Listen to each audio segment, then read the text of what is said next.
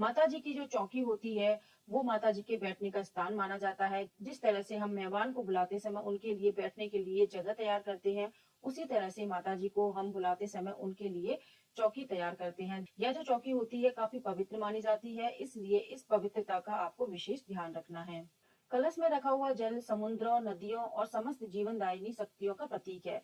यह ब्रह्मांड और शक्ति की उत्पत्ति का भी प्रतीक है।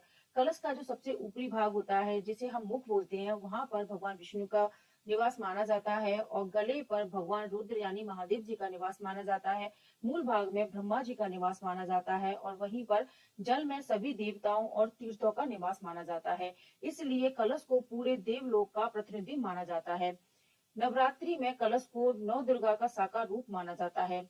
कलश के ऊपर रखा हुआ नारियल समृद्धि का प्रतीक होता है, वहीं आम और अशोक के पत्ते शक्ति और शुद्धि का प्रतीक होता है। जल जीवन और शांति का प्रतीक होता है। कलश स्थापना करने से ऐसा माना जाता है कि देवी माँ स्वयं घर में विराजित होकर भक्त को आशीर्वाद देने के लिए आई हुई है।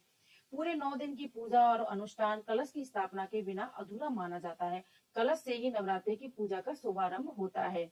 इस तरह से आप अपने घर पर कलश की स्थापना करें